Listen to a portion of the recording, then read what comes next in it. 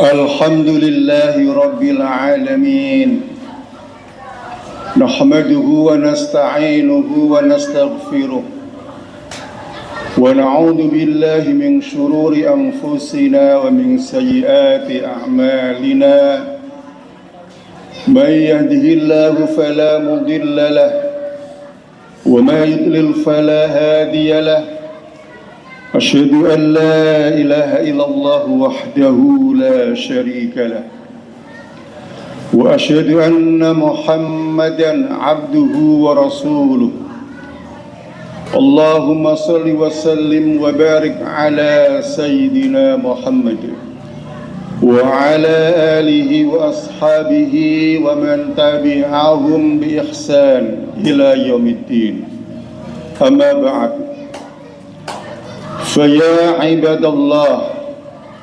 أوصيكم ونفسي بتقوى الله وطاعته لعلكم ترحمون. قال الله تعالى في كتابه الكريم أعوذ بالله من الشيطان الرجيم يا أيها الذين آمنوا اتقوا الله حق تقاته ولا تموتن إلا وأنتم مسلمون يا أيها الذين آمنوا اتقوا الله وقولوا قولا سديدا يصلح لكم أعمالكم ويغفر لكم ذنوبكم ومن يطع الله ورسوله فقد فاز فوزا عظيما. معاشر المسلمين وزمرة المؤمinin hafizakumullah. Di hari yang mulia Sayyidul Ayyam Yaumul Jum'ah, marilah kita sama-sama meningkatkan keimanan dan ketakwaan kita kepada Allah Subhanahu wa ta'ala. Dan ketahuilah bahwa sebaik-baik bekal yang kita persiapkan untuk akhirat adalah at-taqwa. Wa tazawwadu fa inna khairaz zadi taqwa. Persiapkanlah bekal kalian dan ketahuilah sebaik-baik bekal yang kita persiapkan di dunia ini untuk hidup di akhirat adalah at-taqwa. Maka takwa merupakan hal yang sangat penting dalam kehidupan kita kaum muslimin. Dan senantiasa kita bersyukur kehadirat Allah Subhanahu wa ta'ala atas segala nikmat dan karunia-Nya yang telah kita rasakan. Salawat dan salam semoga senantiasa tercurahkan kepada junjungan Nabi kita Muhammad SAW, para sahabatnya, para keluarganya, dan kaum muslimin yang senantiasa istiqomah dalam ajarannya. Ikhwatal iman hafizakumullah. Tema khutbah hari ini kita akan membahas tentang memilih atau tentang kepemimpinan menurut Islam. Ma'asyiral muslimin hafizakumullah. Kepemimpinan dalam Islam itu sesuatu yang sangat urgen, yang sangat penting, dan merupakan bagian kewajiban kita sebagai orang-orang beriman. Saking pentingnya kepemimpinan di dalam Islam, kita teringat bahwa saat baginda Nabi kita Muhammad SAW wafat, dalam riwayat pemakaman beliau agak tertunda. Agak tertunda kenapa? Karena para sahabat-sahabat beliau menentukan siapa pengganti Rasulullah SAW yang selama ini memimpin mereka. Yang selama ini Rasulullah sebagai pemimpin mereka yang mengatur hal-hal yang terkait kehidupannya, baik kehidupan di dunia apalagi kehidupan urusan masalah akhirat. sehingga wajar mereka memikirkan siapa pengganti Rasulullah SAW. Dan ternyata Rasulullah sebelum wafat tidak menunjuk siapa penggantinya. Dan inilah yang dihadapi para sahabat untuk menunjuk, mengangkat, memilih siapa pengganti Rasulullah SAW. Maka akhirnya para sahabat Nabi bermusyawarah dan terpilihlah, diangkatlah Abu Bakar. Tentu ada yang lainnya, tetapi dilihat Abu Bakar lebih berhak atau lebih layak untuk mengganti Rasulullah SAW. Dari sinilah tradisi kepemimpinan dalam Islam itu sesuatu yang sangat penting dan sangat perlu diperhatikan. Ikhwatal iman, hafidhakumullah. Karena pemimpin menurut Islam adalah orang yang akan mengurus kita, mengurus umatnya, mengurus bangsa dan rakyatnya dalam permasalahan dunia. Aturan-aturan yang agar bisa disepakati, ditaati. Dan tidak kalah penting adalah juga masalah-masalah akhirat, kehidupan di dunia yang ada hubungannya dengan akhirat. Apakah pemimpin ini dia mengajak, membawa rakyatnya, umatnya untuk senantiasa dalam bimbingan Allah Subhanahu wa Ta'ala sehingga mendapatkan ridhonya. Ada seorang ulama mendefinisikan tentang pemimpin. Al-khalifatu huwallazi yanubu 'anil ummati. Khalifah, pemimpin, seorang imam adalah orang yang mewakili umatnya, rakyatnya, bangsanya fil hukmi wa sultani, dalam masalah pemerintahan dan kekuasaan, sehingga dengan adanya pemerintahan itulah rakyatnya akan hidup damai, tentram. Dengan kekuasaannya itulah rakyatnya akan hidup dalam bimbingan Allah Subhanahu wa Ta'ala dan senantiasa mengikuti sunnah-sunnah Nabi Muhammad SAW. Wa fi tanfidhi ahkami syar'i, dan pemimpin itu adalah mewakili rakyat dalam menerapkan hukum-hukum syariat. Maka di sini sangat penting sekali seorang pemimpin menurut Islam. Ikhwatal iman, hafidhakumullah. Dan kita alhamdulillah hidup di negeri yang tercinta, Republik Indonesia, yang mayoritas penduduknya adalah beragama Islam. Sehingga kita kaum muslimin tentu penting mengetahui kriteria pemimpin seperti apa yang harus kita tunjuk, yang harus kita pilih dan diangkat, sehingga menjadi wakil kita di dalam mengurusi urusan dunia dan hal-hal yang terkait dengan kehidupan akhirat.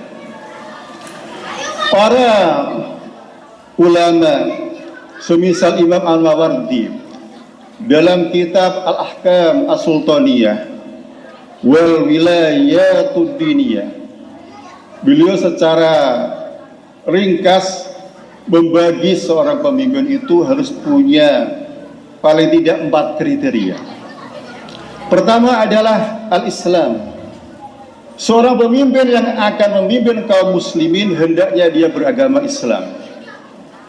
Karena orang yang beragama Islam tentu akan mengetahui permasalahan-permasalahan kehidupan kaum muslimin dan menyelamatkan kaum muslimin, sehingga ketika mereka bertemu Allah Subhanahu wa Ta'ala dalam istiqomah akidahnya dalam agama Islam, maka pemimpin muslim harus punya jiwa seperti itu, karena dia hakikatnya adalah mengganti, memperjuangkan kehidupan kaum muslimin.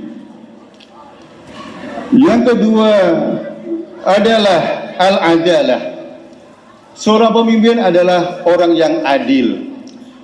Adil sesuatu yang sudah kita pahami bersama, adalah orang yang senantiasa hidupnya itu jauh dari hal-hal yang tidak baik. Dan adil merupakan lawan dari al-dzulmu wal fusuq. Adil itu lawannya dari zalim dan kefasikan. Maka seorang pemimpin menurut Islam, dia harus benar-benar memperhatikan tidak sampai terjebak dalam sesuatu kezaliman dan kefasikan. Al-dzulmu, zalim adalah meletakkan sesuatu yang tidak pada tempatnya. Sementara al-fusuq, fasik, adalah al-khuruju an ta'atillah, keluar dari ketaatan kepada Allah Subhanahu wa ta'ala. Maka dengan keadilan yang dia miliki, maka dia akan jauh dari sifat fasik dan sifat zalim. Dan pemimpin inilah yang diridhai Allah Subhanahu wa ta'ala. Maka Allah Subhanahu wa ta'ala dalam firman-Nya dalam surat Al-Maidah, "Wa man lam yahkum bima anzalallah fa ulaika humudz zalimun." Barang siapa yang tidak menetapkan hukum sesuai dengan apa yang Allah perintahkan, maka mereka adalah orang-orang yang zalim. Dalam ayat yang lain, "Wa man lam yahkum bima anzalallah fa ulaika humul fasiqun." Barang siapa yang tidak berhukum, tidak menetapkan sesuatu sesuai dengan ajaran yang Allah turunkan, maka dia adalah orang-orang yang fasik. Ikhwatal iman, hafizakumullah. Itulah kriteria pemimpin menurut Islam, yaitu al-adalah, keadilan.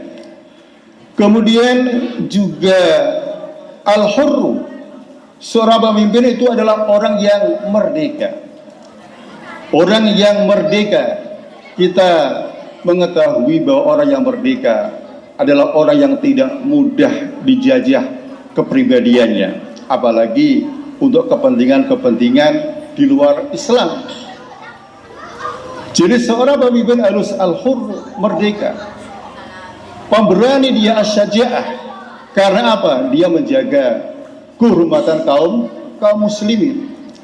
Jadi kalau menurut Islam seperti itu, seorang pemimpin harus memiliki jiwa merdeka dalam dirinya.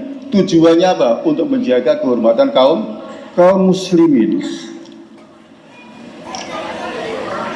Yang keempat adalah al-aql, berakal. Ya, tentu seorang pemimpin adalah orang-orang yang memiliki akal, pandangan, thaqafah yang luas. Dan disinilah diantara sifat Nabi, dalam diri Nabi itu punya sifat fatonah, cerdas, sehingga beliau mampu mengatur berbagai hal strategi dalam kehidupan kaum muslimin, baik dalam keadaan damai maupun dalam keadaan terkepung oleh musuh-musuh Islam, seperti halnya yang terjadi dalam perang Ahzab, di mana kaum muslimin, Rasulullah di Madinah dikepung oleh pasukan berkoalisi antara Yahudi, musyrikin, dan yang lainnya. Jadi seorang pemimpin harus memberikan solusi, mampu memberikan jalan keluar bagi rakyatnya, bagi umatnya, sehingga rakyatnya itu benar-benar rakyat yang mendapatkan keberkahan dari Allah Subhanahu wa ta'ala. Barakallahu fil Qur'anil Karim wa nafa'ani wa iyyakum bima fihi minal ayati wadh-dhikril hakim. Fastaghfiru innahu wal ghafurur rahim.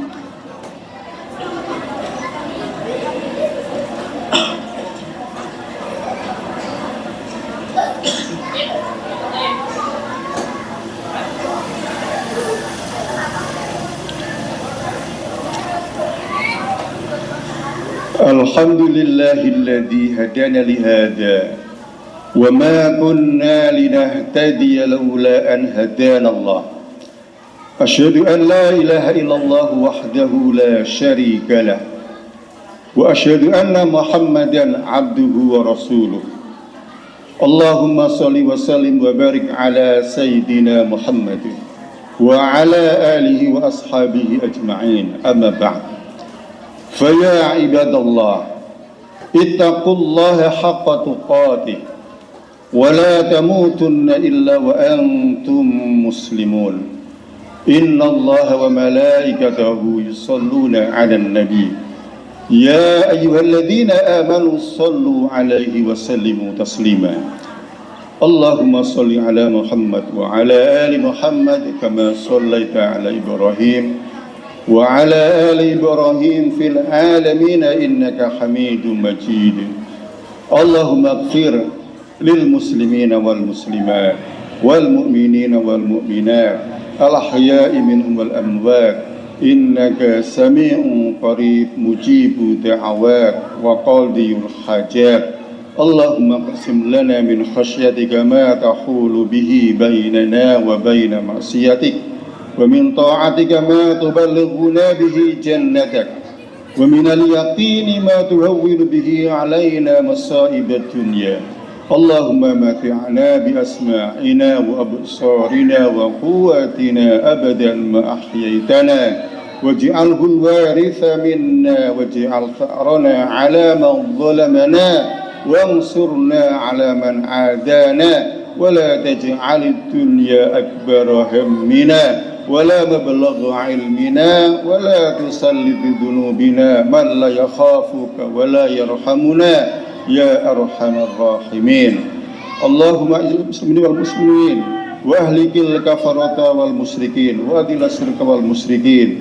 اللهم انصر إخوان المسلمين المستضعفين اللهم انصر إخوان المسلمين المجاهدين في غزة اللهم انصر إخوان المسلمين المجاهدين في فلسطين اللهم انصر إخوان المسلمين المجاهدين في كل مكان على أعدائك أعداء الدين من اليهود والنصارى والمشركين ومن على شاكلتهم ربنا اغفر لنا ولإخواننا الذين سبقونا بالإيمان ولا تجعل في قلوبنا غلا للذين آمنوا ربنا إنك رؤوف رحيم ربنا آتنا في الدنيا حسنة وفي الآخرة حسنة وقنا عذاب النار عباد الله إن الله يأمر بالعدل والإحسان وإيتاء ذي القربى وينهى عن الفحشاء والمنكر والبغي يعظكم لعلكم تذكرون فاذكروا الله يذكركم واشكروه ولذكر الله أكبر أقم الصلاة